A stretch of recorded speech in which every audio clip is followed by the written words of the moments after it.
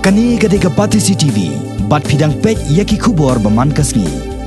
Katanat ka koit ka khia jong ka Sorkar jilla kadang up ya ka Kaiphod na ka Indian Council of Agricultural Research Northeastern Region. Kabadon ya ka laboratory ha Umroi Ribhoi District ban tokit benia laki Dohkha ki bawan ra nabar ka jilla ki dei shisha ne em ki bala sanret Dawai Formalin kumbala pur ka Hamsaïa sha kiwei ki jilla jong kani ka thain shatei lamingi dang ha kini ki tayo baladep. Uba Alexander Elhek, Menteri Katanat ka koit ka khia ka Sorkar jilla ha ka jingya kran bat ka Batisi TV ulayat ho ba ka Sorkar kandang apru ya ka Kaiphod na katanat fisheries jong ka Sorkar jilla ban aiktien halor kani ka Hamsaïa kanang bandup shim ya kilat kilenti ban yada ya ka koit ka khia jong ki paitba nongshong snong ka jilla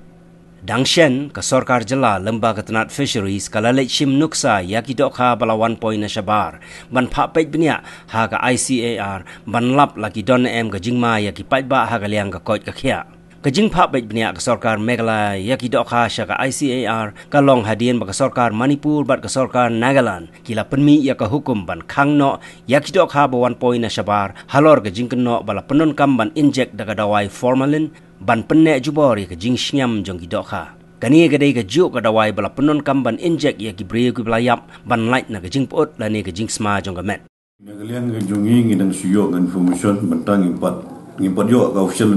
complain nang nuru kimpat yo kan nuru ka bagaimana kan kadon kata ka Formalin adds to the kadang tangan ke Dohkha one nashabar import from Andhra Pradesh and other states of in the country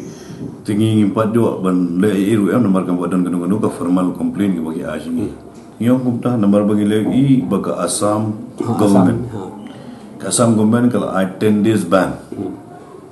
tak benta ban import gitu Dohkha ke bana shabar jonga state tinggi mengap directly mentah kum health minister sampai dia jeng tip naga main jong fisheries department ke main fisheries department keempat ai kan nuru ke banlong official tingin su ban mengi lecha duna Dohkha hapo ka state dungi fisheries department who's that health minister taking decision not allowed to import the fish coming from Andhra Pradesh and other states tinggi hap wan so thu lang hibat ka fisheries department ne bchule hi ke we have the aquaculture mission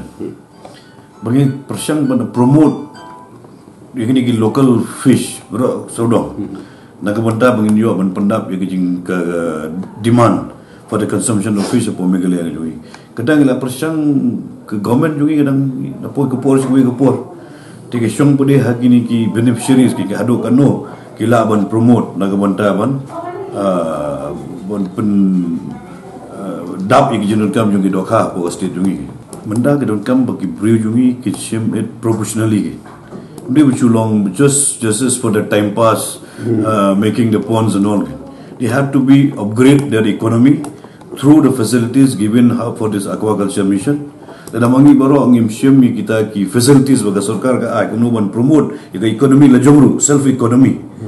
te kan metoyu ban sulong but to promote sulong chule time pass ya kanu ka kam go betray I appeal to people to take it professionally on any stream